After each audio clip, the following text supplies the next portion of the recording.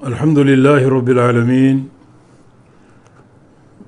والعاقبة للمتقين ولا عدوان إلا على الظالمين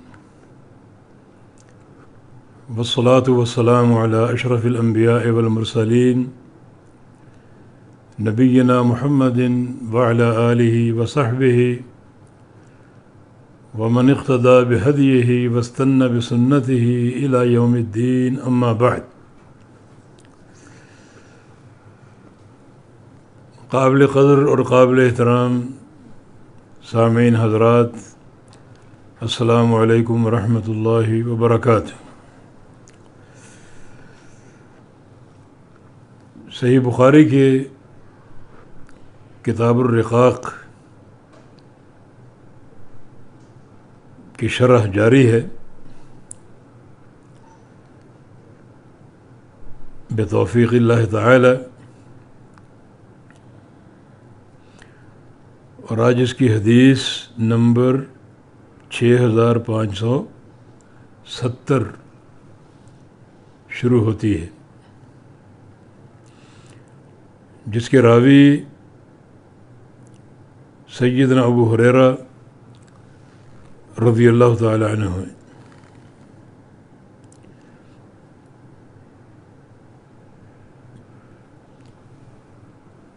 اس امت کے عظیم محدث، 5500 سے زائد احادیث کے راوی، جو ان کے لیے بہت ہی اونچے شرف کی علامت ہے.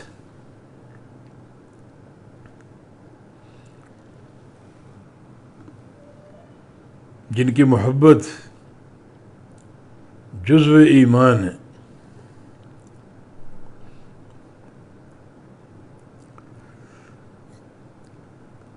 کیونکہ ایک بار انہیں دیکھ کر رسول اللہ صلی اللہ علیہ وسلم نے دعا کی تھی، اللہم احب عبدک ھذا و امہ و احببہما الی عبادک المؤمنین. اے اللہ، اپنے اس بندے سے اور اس کی والدہ سے محبت کر، یعنی ابو ہریرہ اور اس کی والدہ، اور ان دونوں کو، ابو ہریرہ اور اس کی والدہ کو، جو تیرے مومن بندے ہیں ان کا محبوب بنا دے. اس کا معنی یہ ہوا کہ جس شخص کو اپنے ایمان کی سلامتی منظور اور مطلوب ہے،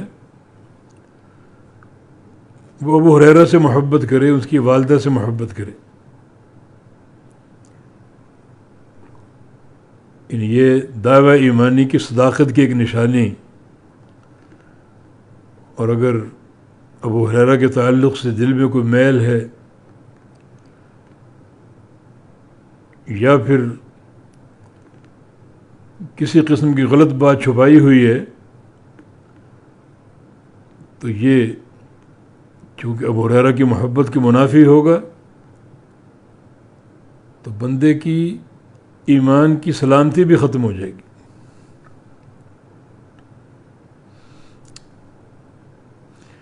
بالکل ایسے جیسے رسول اللہ صلی اللہ علیہ وسلم نے انصار صحابہ کے بارے میں فرمایا کہ آیت الایمان حب الانصار و آیت النفاق بغض الانصار. انصار صحابہ سے محبت کرنا یہ ایمان کی علامت ہے، اور انصار صحابہ کا بغض نفاق ہے. یعنی ایک مومن انصار صحابہ سے محبت کرے گا،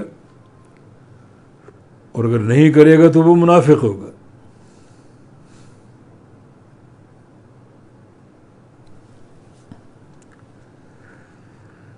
تو اللہ تعالیٰ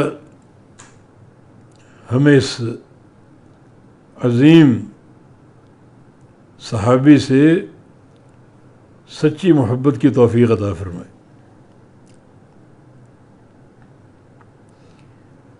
یہ اس عظیم حدیث کے راوی ہیں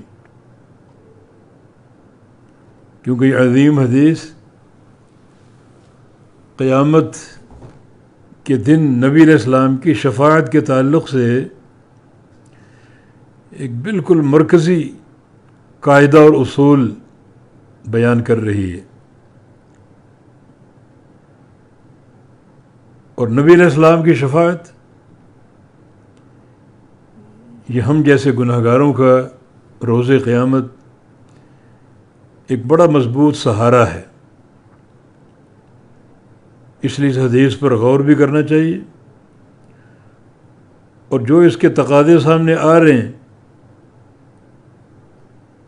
انہیں بھی پوری قوت کے ساتھ اپنانا چاہیے.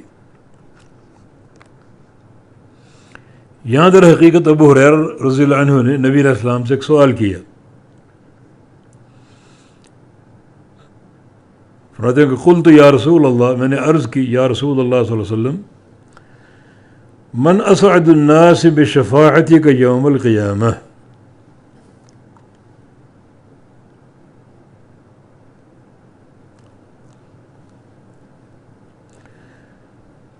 وہ کون ہے جو لوگوں میں سے سب سے زیادہ باسعادت ہوگا؟ اسعد الناس، جتنے بھی لوگ ہیں ان میں سب سے زیادہ سعادت اور شرف کا حامل ہوگا. کیسے؟ بشفاعتی کا یوم القیامہ، آپ کی شفاعت سے فیض یاب ہو کر، یعنی آپ کی شفاعت کو حاصل کرنے والا خوش نصیب انسان کون ہوگا؟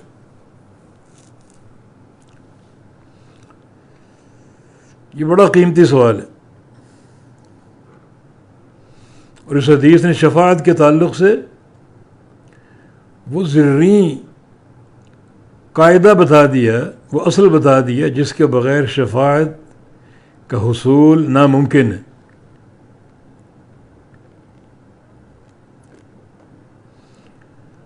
نبی علیہ السلام کو اس سوال کا انتظار تھا کہ یہ سوال ہونا چاہیے، اور سوال ہی ہو تاکہ اس کا جواب دیں. اور آپ کو دل میں ایک امید تھی کہ اگر یہ سوال کسی نے کیا تو وہ ابو ہریرہ ہوگا رضی اللہ عنہ.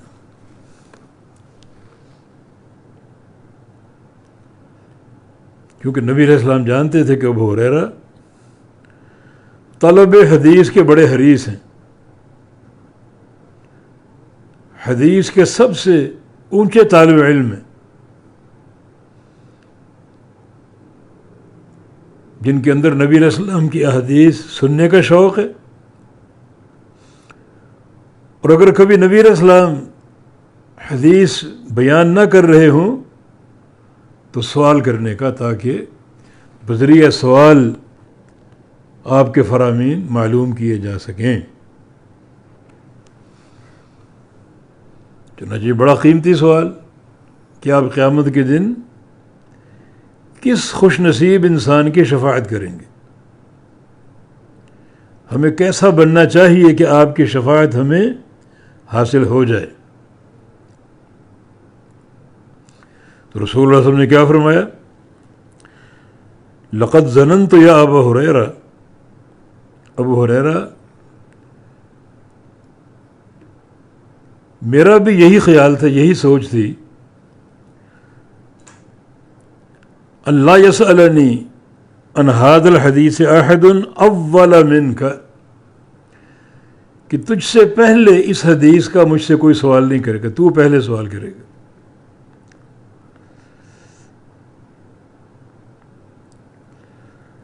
کیوں؟ لما رأیت من حرصک علی الحدیث، کیونکہ میں آپ کی طلب حدیث کے حرص کو جانتا ہوں. بڑے آپ حریص ہیں، شوقین ہیں. آپ کا ذوق اور آپ کا شوق طلب حدیث کے لیے جانتا ہوں میں. یہ ذوق آپ کے اندر کوٹ کوٹ کے بھرا ہوا. اور واقعی نبی علیہ السلام کی حدیث کہ حضور کا بہت ہی شوق تھا، دنوں کے دن آپ کے ساتھ گزارا کرتے تھے کھائے پیے بغیر، اور بھوک کی وجہ سے اگر کبھی کوئی غشی کا دورہ پڑ جاتا، کہیں پڑے ہوئے ہیں، تو لوگ یہ کہہ کر گزر جاتے کہ ابو ہریرہ مجنون ہو گیا۔ فرماتے مجھے جنون کوئی نہیں تھا، وہ تو بھوک کی وجہ سے بے ہوشی اور کمزوری طاری ہو جاتی۔ نبی علیہ السلام گھر میں ہوتے تو چوکھٹ پہ آ کے بیٹھ جاتے، چونکہ آپ کی ہر بات دین ہے تو ممکن ہے گھر میں آپ کو بات ارشاد فرمائیں اور میرے کان تک وہ پہنچ جائے اور اس حدیث سے میں محروم نہ رہوں، اس قدر شوق تھا۔ اور اللہ کے رسول صلی اللہ علیہ وسلم نے اسی شوق کی گواہی دی۔ ابو ہریرہ تم نے یہ سوال کیا اور مجھے یقین تھا کہ تم یہ سوال کرو گے سب سے پہلے، کیونکہ میں تمہاری حرص حدیث کو جانتا ہوں۔ اس سے ثابت ہوا کہ رسول کریم صلی اللہ علیہ وسلم اپنے صحابہ کے تمیزات کو جانتے تھے، کس صحابی میں کون سی صلاحیت ہے، کس صحابی میں کون سی صلاحیت ہے۔ اور آج آپ نے گواہی دی کہ حدیث کے سماع کا شوق اور حدیث کے حفظ کا شوق، حدیث کو سننے اور آگے روایت کرنے کا شوق سب سے زیادہ ابو ہریرہ میں۔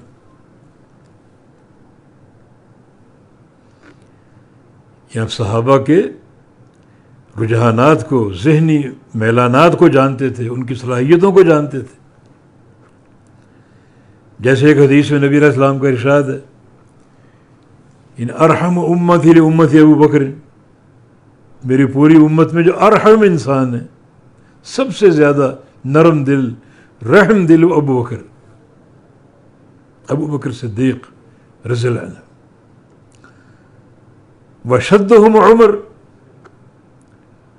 اور سب سے سخت عمر بن خطاب ہے، اللہ کے دین پر سخت، کفار کے مقابلے میں سخت عمر بن خطاب ہے۔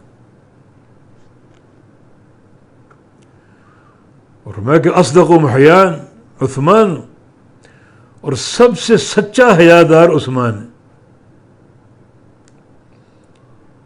سب سے سچی حیا وہ ہوتی ہے جس میں حیا کا تعلق اللہ کی ذات سے ہو۔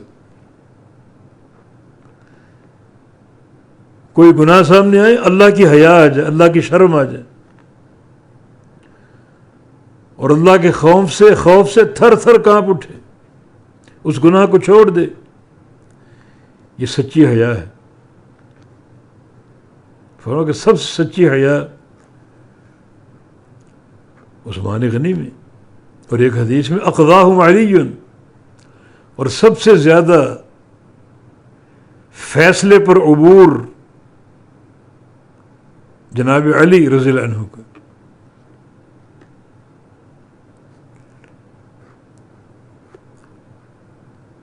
تو اس طرح صحابہ کے تمیزات کو جانتے تھے۔ ایک حدیث میں آپ کا ارشاد ہے ابو عبیدہ بن جراح کے بارے میں، وہ میری امت کا سب سے بڑا امین انسان ہے، امانت دار۔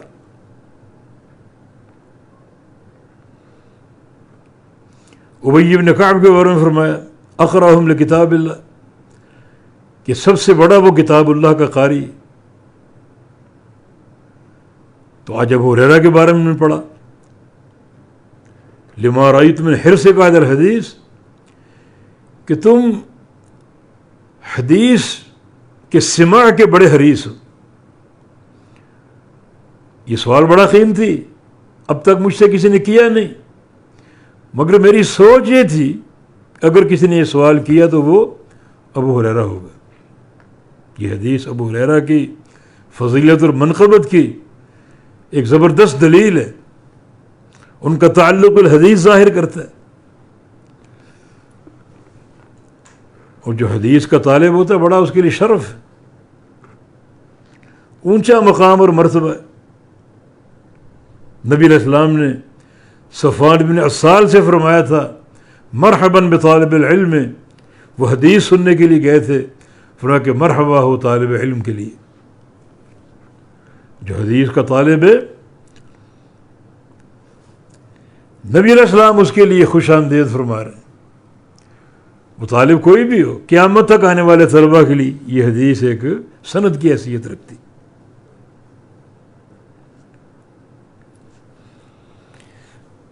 تو نبی علیہ السلام کو کوئی انتظار تھا کہ یہ سوال ہو کہ آپ کن خوش نصیب انسانوں کی شفاعت کریں گے۔ یہ دین کی رحمت اور برکت، شفاعت، ہم جیسے گناہ گاروں کا سہارا۔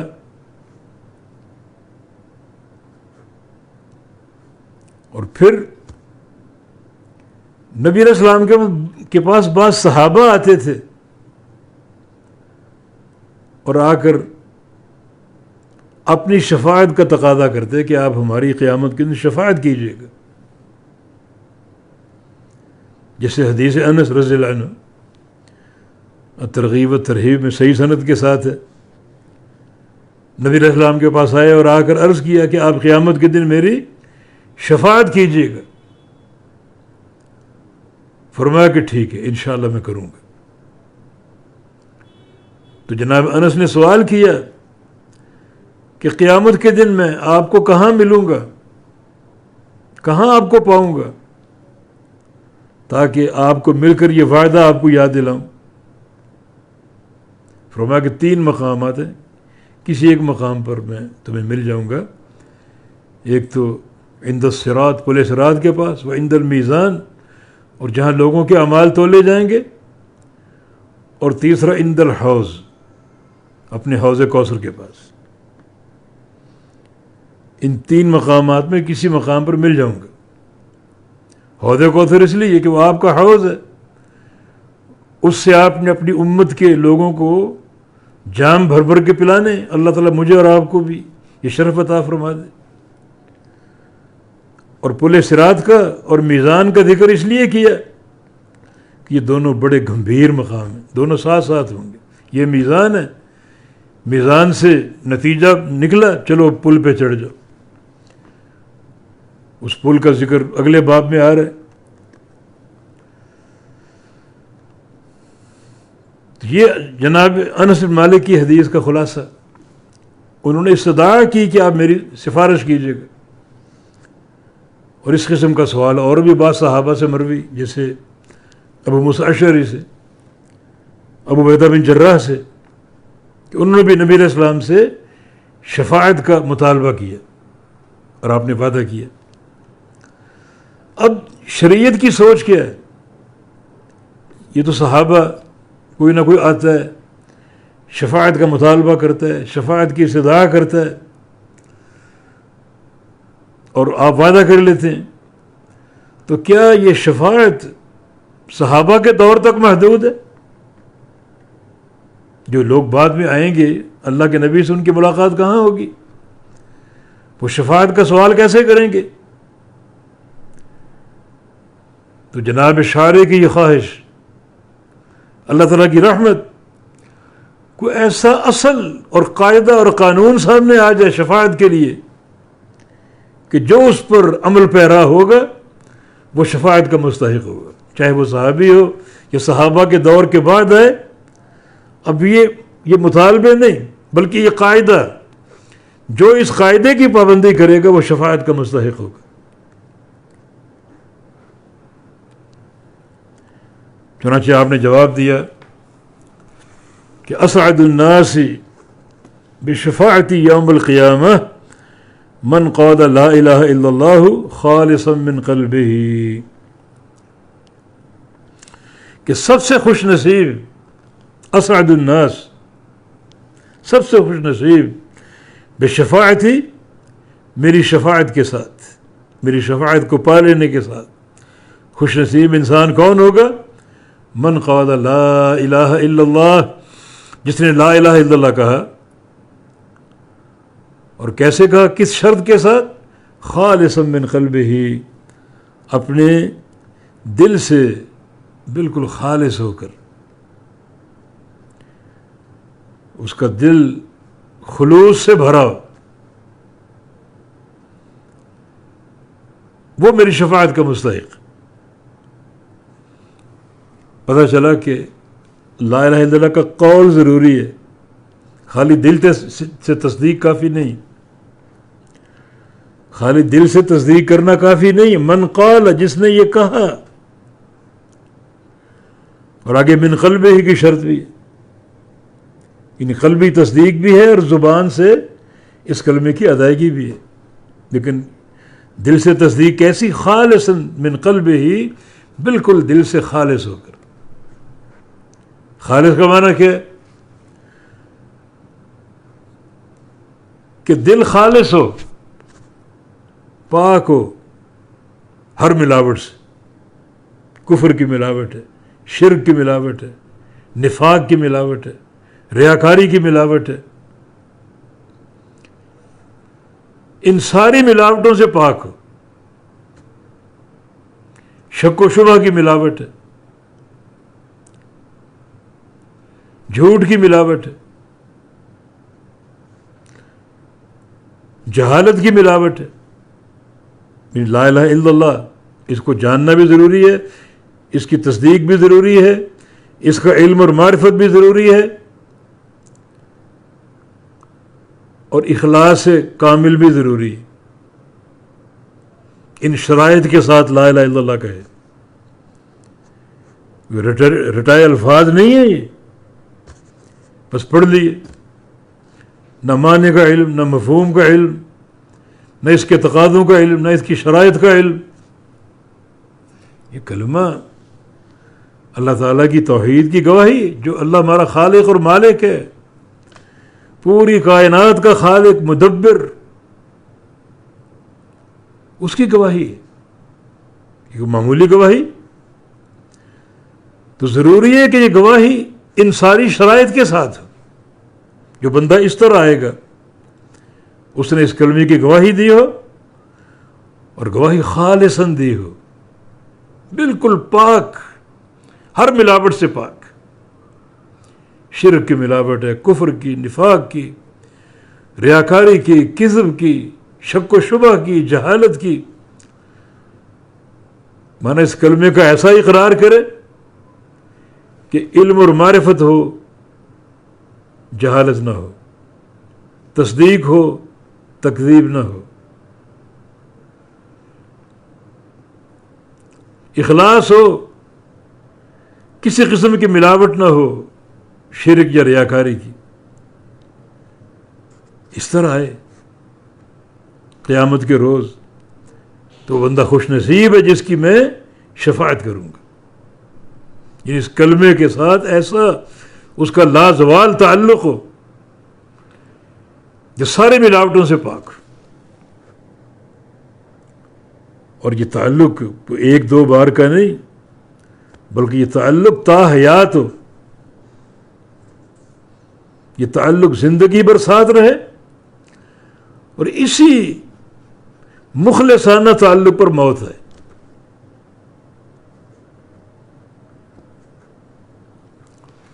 کیونکہ نبی علیہ السلام کی ایک اور حدیث مسند احمد وغیرہ جامع ترمذی فرمایا کہ لکل نبی دعوت مستجابہ،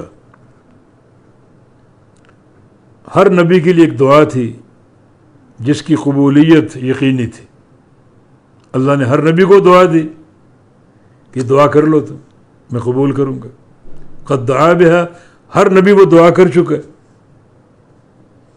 جب میری باری آئی تو اللہ تعالیٰ نے وہ دعا مجھے بھی عطا فرما دی کہ تم بھی دعا کر لو. فرمایا کہ ادخرت دعوتی، میں نے وہ دعا دنیا میں کی ہی نہیں، اس کو ذخیرہ کر لیا، سنبھال لیا قیامت کے لیے. وہ دعا قیامت کے دن کروں گا، اس کا حق قیامت کے دن اللہ تعالیٰ سے طلب کروں گا. کس صورت میں؟ شفاعت لامتی، اپنی امت کی شفاعت کے لیے. اور خام کا خوش نہ ہونا. اگلی بات سنو، وَهِيَ نَائِلَةٌ لِمَن مَّاتَ مِنْ أُمَّتِي لَا يُشْرِكُ بِاللَّهِ شَيْئًا. اور یہ شفاعت صرف ان لوگوں کو نصیب ہوگی، ہر ایک کو نہیں، صرف ان لوگوں کو جن کی موت توحید خالص پر آئے، ان کی زندگی کا ہر لحظہ توحید پر گزرے، اور جب آخری وقت آئے موت کا تو وہ توحید پر ہوں، توحید خالص پر ہوں، ان کا حق ہے۔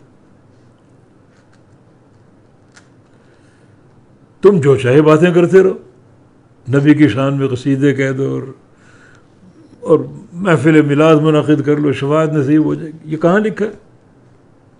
یہ قاعدہ زرعی قاعدہ، نبی علیہ السلام نے یہ شفاعت جو ہے اس کو اپنی امت کے لیے ایک عظیم نعمت قرار دی ہے، اور فرمایا کہ جو اللہ تعالی نے سلیمان علیہ السلام کو پوری دنیا کی بادشاہت دی تھی، اس سے افضل اللہ نے مجھے دیا کہ قیامت کے روز اپنی امت کے لیے شفاعت دے دی۔ سلیمان علیہ السلام کو بادشاہت دی پوری دنیا کی ہر مخلوقات پر، اور مجھے کیا دیا؟ میں نے تو دنیا میں فقر پسند کر لیا، مسکینی پسند کر لی، اور مجھے کیا عطا کیا؟ روز قیامت امت کے لیے شفاعت۔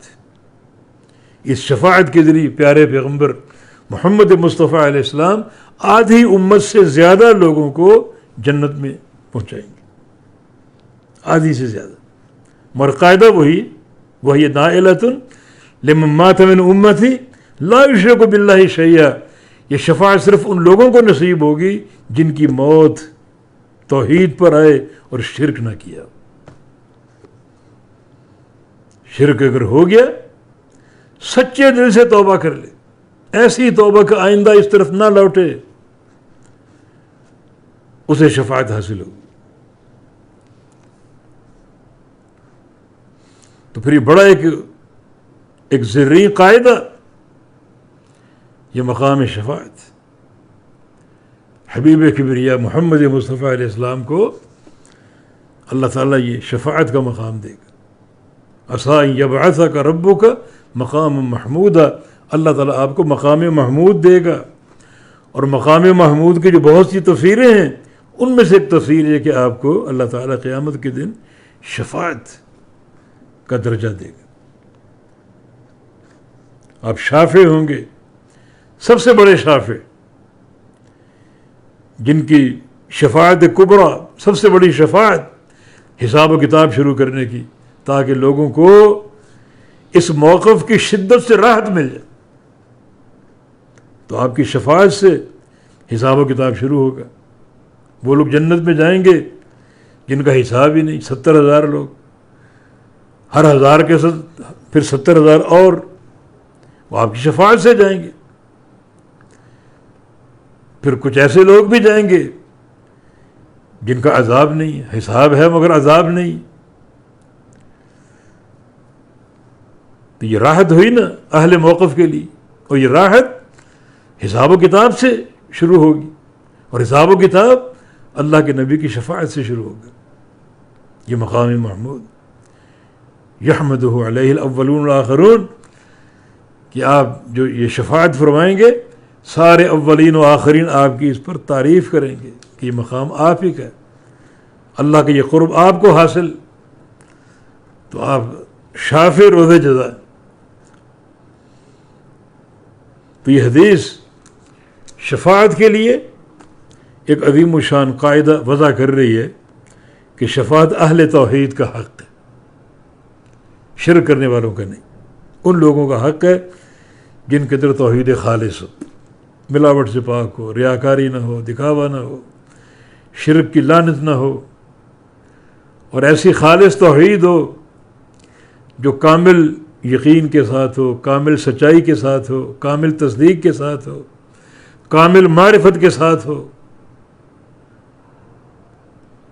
ایسی خالص توحید ہو۔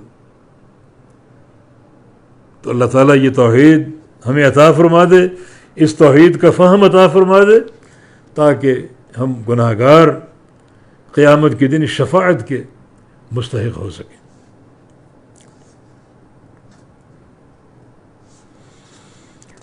آگے حدیث نمبر 6571۔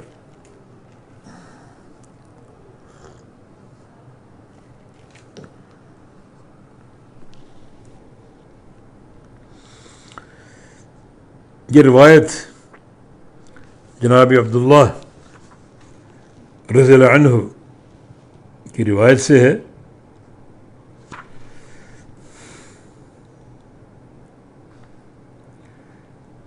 یہ فرماتے ہیں کہ قال النبی صلی اللہ علیہ وسلم، نبی علیہ السلام نے ارشاد فرمایا کہ انی لاعلم آخر اہل النار خروجا منها وآخر اہل الجنت دخولا، کہ میں خوب جانتا ہوں اس شخص کو جو سب سے آخر میں جہنم سے نکلے گا اور سب سے آخر میں جنت میں داخل ہوگا. اس شخص کو جانتا ہوں جو جب جہنم سے لوگ نکالے جائیں گے تو وہ سب سے آخر میں نکلے گا، اور جنت میں داخل کیے جائیں گے تو سب سے آخر میں اس کے داخلے کی باری آئے گی. اس شخص کو میں جانتا ہوں.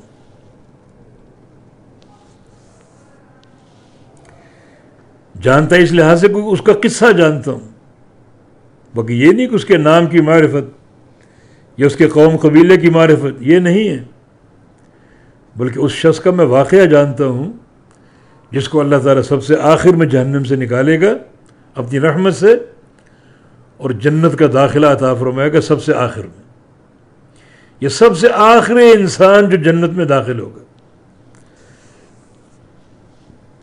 فرمایا کہ رجل یخرج من النار حبوا، یہ وہ شخص ہے جس کو جہنم سے نکالا جائے گا گھٹنوں کے بل چلتے ہوئے آئے گا، جس کو گھٹنوں کے بل گھسٹنا، اپنے پاؤں پر کھڑا نہیں ہو سکے گا، قدموں پر کھڑا نہیں ہو سکے گا، بلکہ اس کو جہنم سے نکالا جائے گا حبوا، گھٹنوں کے بل گھسٹتے ہوئے.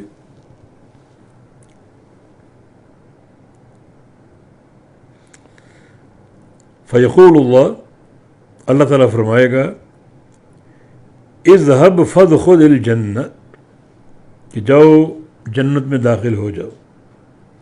اس حدیث میں اختصار ہے. اگر اس معنی کی تمام حدیثوں کو جمع کیا جائے تو پورا قصہ اس طرح بنتا ہے کہ اس کو نکالا جائے گا اور نکال کر اس کو جہنم کے قریب کھڑا کر دیا جائے گا اور اس کا چہرہ جہنم کی طرف ہوگا. حدیث میں آتا ہے کہ اپنے آپ کو سب سے خوش نصیب انسان سمجھے گا کہ پورے معاشرے میں مجھ سے خوش نصیب انسان کوئی نہیں کہ میں جہنم سے نکل گیا. چہرہ اس کا جہنم کی طرف ہے اور اس کی تیز جو ایک شدت حرارت وہ چہرے کو جھلسائے گی تو عرض کرے گا کہ رب اصرف وجہی عن النار، اے اللہ میرا چہرہ جہنم سے پھیر دے. اور ساتھ قسم کہے گا بعزتک لا اسألک غیرہ، تیری عزت کی قسم کھاتا ہوں کہ اور تجھ سے کچھ نہیں مانگوں گا، بس صرف میرا چہرہ جہنم سے پھیر دے. اس سے ثابت ہوا کہ کوئی انسان قیامت کے دن اپنی مرضی سے حرکت نہیں کر سکے گا، اپنی گردن نہیں ہلا سکے گا، اپنا چہرہ نہیں پھیر سکے گا جب تک اللہ کا امر نہ. یا اللہ تیری عزت کی قسم تجھ سے اور کچھ نہیں مانگوں، بس چہرہ میرا پھیر دے جہنم سے. تو اللہ تعالیٰ کا چہرہ پھیر دے گا. اب وہ سامنے جنت، اور وہ قسم کھا چکا کہ میں اور کچھ نہیں مانگوں گا. جنت کا ایک درخت اوپر کیا جائے گا، وہ دیکھے گا، اس کا سایہ دیکھے گا رحمت بھرا، تو کچھ دیر تو انتظار کرے گا، خاموشی اختیار رکھے گا، پھر بول پڑے گا کہ یا اللہ مجھے اس درخت کے قریب کر دے. اللہ تعالیٰ کہے گا کہ کس قدر تو ما اغدرک، تو کتنا دھوکے باز، ابھی تم نے وعدہ کیا کہ اور کچھ نہیں مانگوں گا اور فوراً وعدے کو توڑ دیا. کہے گا کہ یا رب لا تجعلنی اشقى خلقک، یا اللہ یہ سارے تیرے بندے، میں بھی تیرا بندہ ہوں، تو اپنے بندوں میں سب سے بدبخت تو مجھے نہ بنا، مجھے اس درخت کے قریب کر دے. خیر یہ 2-3 بار ایسا ہوگا اور بالآخر وہ جنت کے قریب پہنچا دیا جائے گا، اور بالآخر اللہ فرمائے گا کہ جاؤ جنت میں داخل ہو جاؤ. یہ حدیث اب آگے چل رہی، اذهب فادخل الجنہ، جاؤ اور جنت میں داخل ہو جاؤ. فیأتیہا، وہ جنت کی طرف آئے گا. فیخیل الیہ انہا ملآ، تو اس کے دل میں خیال ڈالا جائے گا کہ جنت تو بھر چکی، اتنی قیمتی جگہ جو مجھ سے پہلے داخل ہوئے انہوں نے کوئی جگہ چھوڑی ہوگی، کوئی بلڈنگ کو بنگلہ چھوڑا ہوگا، جنت تو بھر چکی ہوگی،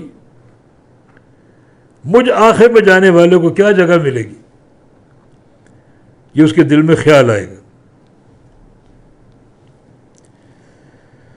فیرجع، واپس لوٹے گا. فیقول، اور کہے گا یا رب وجدتھا ملآ، میں نے جنت کو بھرا ہوا پایا، میں وہاں کہاں جاؤں، مجھے وہاں کون سا ٹھکانہ مل سکتا ہے جو مجھ سے پہلے لوگ گئے، اتنا قیمتی ٹھکانہ.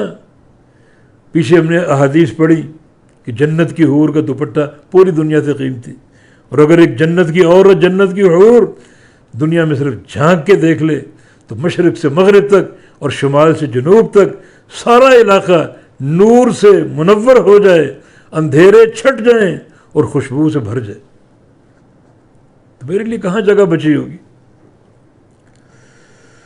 فیقول اذهب فادخل الجنہ، اللہ فرمائے گا جاؤ جنت میں داخل ہو جاؤ.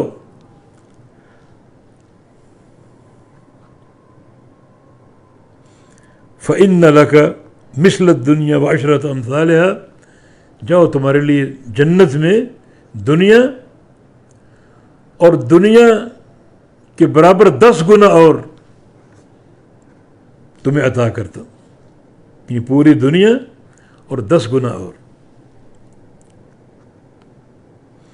یہ ایک حدیث میں یہ الفاظ ہے کہ او ان لک مثل 10 امثال الدنیا، کہ تیرے لیے یعنی دنیا اور اس جیسے 10 اور عطا فرماتا ہوں.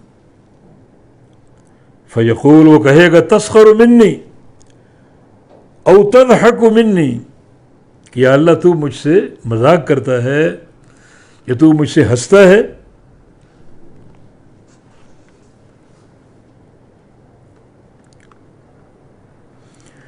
وانت الملک، جبکہ تو ملک ہے، پوری کائنات کا بادشاہ ہے، بادشاہوں کا بادشاہ ہے، تو میرا مذاق اڑاتا ہے یا مجھ پر ہنستا ہے. فلقد رأیت رسول اللہ صلی اللہ علیہ وسلم، جناب عبداللہ فرماتے ہیں کہ جب نبی علیہ السلام یہاں تک پہنچے تو میں نے دیکھا کہ آپ ہنس پڑے. حتیٰ بدت نواجزہ، حتیٰ کہ نبی علیہ السلام کی جو آخری داڑیں ہیں وہ ظاہر ہو گئیں. اکثر آپ کا ہنسنا تبسم، مسکراہٹ تک محدود ہوتا تھا، بعض موقع آئے آپ کھلکھلا کے ہنسے، یہ بھی ایک موقع ہے. صحابہ فرماتے ہیں ہم نے آپ کی داڑھیں دیکھ لیں، اس قدر آپ کھلکھلا کے ہنسے.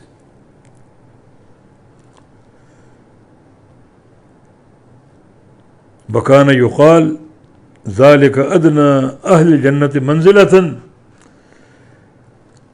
چنانچہ یہ کہا جاتا ہے کہ یہ شخص جو سب سے آخر میں جا رہا ہے، یعنی سب سے نچلا درجہ اس شخص کو حاصل ہوا جس کو زمین کے برابر 10 گنا جنت الاٹ کی گئی.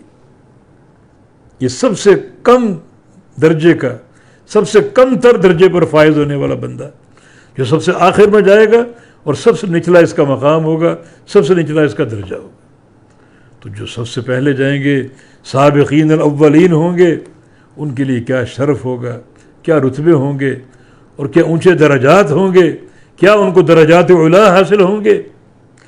یہ سب سے آخر میں جانے والا اور سب سے کم تر جنتی، ادنی اہل الجنہ منزلۃ، باعتبار منزلت کے، باعتبار مقام کے سب سے نچلا، سب سے چھوٹا. اس طرح یہ حدیث پوری ہوئی. اس حدیث میں بھی رقائق کے تعلق سے بعض امور ہیں، اللہ تعالیٰ کی رحمت کی وسعت کا بیان ہے، اور اس سے ثابت ہو کہ اللہ تعالیٰ ہنستا ہے. صفت ضحک اللہ کی ثابت ہوئی. ضحک کا معنی ہنسنا. کیسا ہنستا ہے؟ جیسا اس کے لائق ہے، مخلوقات کی طرح نہیں، کیونکہ لیس کمثلہ شیء، اس جیسی کوئی چیز نہیں.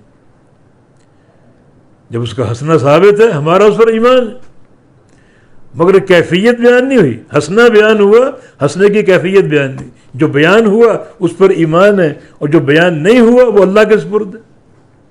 کتنا یہ نفیس عقیدہ ہے. نبی رسم کئی احادیث سے اللہ تعالیٰ کی صفت ضحک ثابت ہے، ہنسنے کی صفت ثابت ہے. اور ایک حدیث میں نبی علیہ السلام کے صحابی رزین العقیلی رضی اللہ عنہ، جب انہوں نے پتہ چلا کہ اللہ تعالیٰ ہنستا ہے تو تعجب سے پوچھا نبی علیہ السلام سے کہ رب تعالیٰ ہنستا ہے؟ یضحک ربنا، رب تعالیٰ ہنستا ہے؟ فرمایا کہ ہاں. تو کہا کہ لن نعدم خیرا من رب یضحک. پھر تو جس اللہ تعالیٰ کی خوبی ہنسنا ہے تو اس کی خیر کی ہمیں پوری پوری امید بلکہ یقین ہے، اور کبھی اس کی خیر سے محروم نہیں ہوں گے. جس رب تعالیٰ میں ہنسنے کی صفت ہے ہم اس کی ہر خیر کے مستحق ہیں اور کسی خیر سے محروم نہیں ہوں گے. پھر اتسخر منی، یہ مذاق اڑانا، سخریہ، یہ بھی اللہ تعالیٰ کی صفات میں سے، مگر یہ صفات مقابلہ میں سے. اگر کوئی مذاق اڑاتا ہے اللہ اس کا بدلہ مذاق کے ساتھ اس کو دے گا. یکیدون کیدا واکید کیدا، یہ لوگ مکر کرتے ہیں میں بھی مکر کرتا ہوں. مکر کرنا اللہ کی صفت نہیں ہے، لیکن جب مقابلے کی بات ہوگی، کوئی مخلوق اللہ کے ساتھ مکر کرے گا تو اللہ تعالیٰ ہر شے پر قادر ہے، اس کے مکر کا جواب مکر کے ساتھ دے گا. اللہ تعالیٰ عاجز نہیں. یہ نہیں کہ وہ اللہ تعالیٰ کے ساتھ مکر کرے اور اللہ اسی صنیع میں جواب دینے سے قاصر ہے. اللہ تعالیٰ قادر، اس کی تمام صفات صفات کمال ہے. تو یہ صفات مقابلہ کہلاتی. یخادعون اللہ وہو خادعهم، اللہ کو دھوکہ دیتے ہیں اللہ ان کو دھوکہ دے گا. دھوکہ دینا اللہ کی صفت نہیں ہے، لیکن صفت مقابلہ میں ضرور ہے. اللہ تعالیٰ کو کوئی دھوکہ دے گا اللہ تعالیٰ اسی طور پہ بدلہ دینے پر قادر.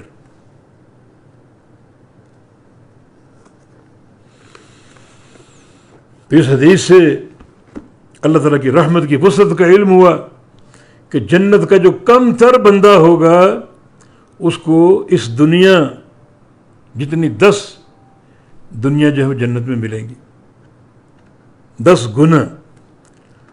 اور جو سابقین ہیں جو اس سے قبل جنت میں داخل ہوئے ان کے لیے کیا مقام ہوں گے، کیا ٹھکانے اور مرتبے ہوں گے. یقیناً یہ جنت اللہ تعالیٰ کی وسیع رحمت ہے جس کے حصول کے لیے بس چند امور ہیں. عقیدہ توحید ہے، اللہ تعالیٰ پر ایمان ہے، نمازوں کی اقامت ہے، ارکان خمسہ کی پابندی ہے، اور جو بعض اخلاق عالیہ جو اللہ کے نبی نے بیان کیے ان کی پابندی ہے. تو اللہ تعالیٰ یہ ٹھکانہ عطا فرمائے گا. اور اس باب کی جو آخری حدیث ہے جس کے راوی جناب عباس رضی اللہ عنہ نبی علیہ السلام کے چچا، فرماتے ہیں کہ انہوں نے نبی علیہ السلام سے یہ بات کہی، عباس نے، اللہ کے نبی کے چچا نے، اپنے بھائی ابو طالب کے بارے میں. هل نفعت ابا طالب بشیء، یا رسول اللہ علیہ وسلم کیا آپ نے ابو طالب کو کوئی نفع پہنچایا؟ حدیث اتنی ہے، یعنی کامل حدیث یہاں مذکور نہیں. عباس نے سوال کیا اپنے بھائی ابو طالب کے بارے میں کہ کیا آپ نے ابو طالب کو کوئی نفع پہنچایا؟ اس معنی میں کہ اس نے آپ کی دنیا میں مدد کی، آپ کی حفاظت کی، آپ کی کفالت کی، ہر جگہ آپ کا ساتھ دیا. تو ان تمام اس کی نیکیوں کے مقابلے میں آپ نے اس کو نفع پہنچایا کہ بھارت اس نے ایمان تو قبول نہیں کیا تھا، اور اخروی نجات ایمان کے ساتھ ہے، توحید کے ساتھ۔ تو رسول اللہ صلی اللہ علیہ وسلم نے فرمایا کہ ہاں، میری شفاعت سے انہیں جہنم کا ایک طبقہ زحزاہ ملا ہے، یہ حدیث گزر چکی، اور زحزاہ میں جو جہنم کی آگ ہے صرف 2 قدموں کو چھوئے گی، باقی جسم کو نہیں۔ اگر میں شفاعت نہ کرتا تو وہ جہنم کے سب سے نچلے طبقے میں پوری طرح آگ میں ڈوبے ہوتے، لیکن میری شفاعت سے اللہ تعالیٰ نے انہیں زحزاہ مقام پر رکھا ہے۔